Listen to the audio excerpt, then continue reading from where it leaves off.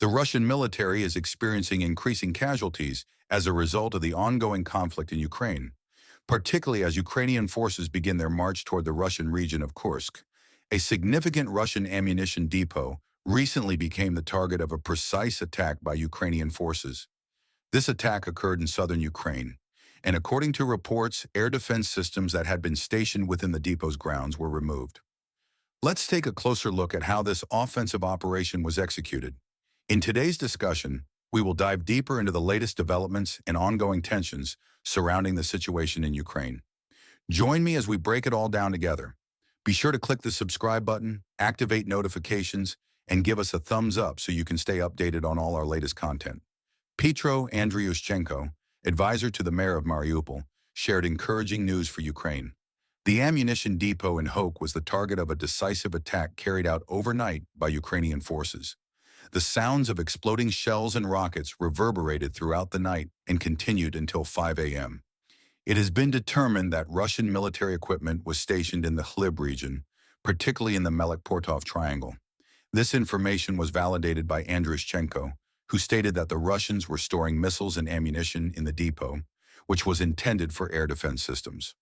According to reports, Ukrainian forces successfully eliminated one of the air defense units controlled by the Russian military. After the operation, Russian soldiers secured the Khlib ammunition depot, turning it into a closed-off facility. Currently, authorities are assessing the evacuation of residents from Portovsky. As a note to all soldiers, there are now reports that the Mangus-Mariupol highway is undergoing partial closure. Stay vigilant and organize your movements accordingly.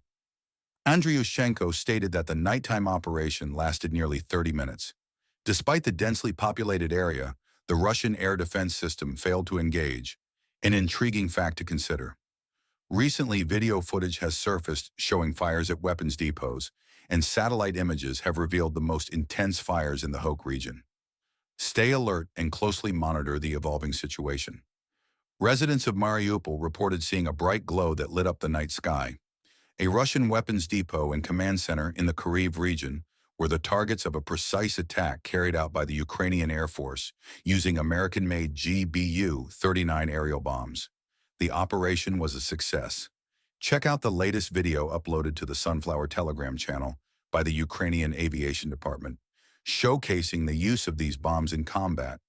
It's a striking demonstration of precision and the skill of those working on the ground, enhancing Ukraine's precision strike capabilities. The Aviation Department deployed 3 high-precision GBU-39 bombs. The settlement of Novotaraska, located in the Kyiv region, was the target of an attack on Russian facilities.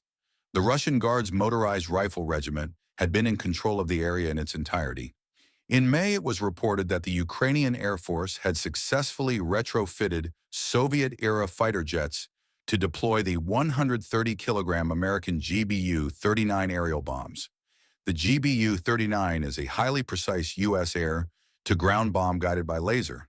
It has a formidable diameter of about 190 millimeters and a length of approximately 1.8 meters. When launched from high altitudes, its maximum flight range reaches an astounding 110 kilometers.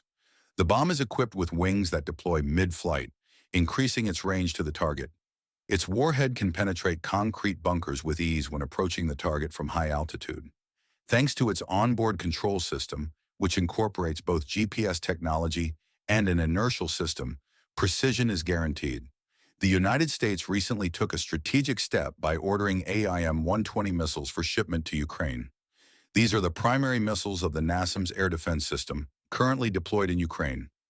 Meanwhile, Russian forces have increased the number of sabotage and reconnaissance units in conjunction with their offensive operations on the Pokrovsk front in Donetsk Oblast. However, several of these units have suffered significant defeats at the hands of the Ukrainian National Guard in recent days. According to Ruslan Music, a spokesperson for the Ukrainian National Guard, in recent days, our brave National Guard units successfully engaged and eliminated members of Russian groups attempting to infiltrate our settlements for sabotage and reconnaissance missions. In a tactical display, National Guard soldiers preemptively identified the adversary and carried out a successful ambush, effectively neutralizing the threat. Muzik stated that intense close-quarters combat ensued, with only light weapons used. The Kurak and Pokrovsk fronts in Donetsk Oblast witnessed the most intense battles. Despite suffering heavy losses, Russian infantry units continue to push forward with their offensive tactics. Ukrainian forces have a strong presence on the ground and are well prepared to defend key regions of offensive importance. On September 12th, the Ukrainian National Guard successfully destroyed 2 Russian tanks, 4 vehicles, 3 infantry fighting vehicles, a Grad multiple rocket launcher system, and a Strela anti-aircraft system. Conversely, several reports suggest that Russia has regained control of 10 settlements in Kursk, indicating the possibility of a developing counteroffensive. Our soldiers successfully repelled 4 attacks launched by Ukrainian forces, according to Major General Apti Alaudanov, head of the Akhmat Special Forces Unit, which is involved in the Kursk operation. Alaudanov mentioned that the Ukrainian forces are beginning to realize that advancing on Kursk will not be without difficulties after suffering numerous losses. Analysts from the Institute for the Study of War reported that Ukrainian forces are making significant progress in the Glushkov district of Kursk Oblast. These reports suggest that Ukrainian forces are advancing toward the western region of Russia, with substantial gains made since August 6th, when Kiev launched its Kursk offensive.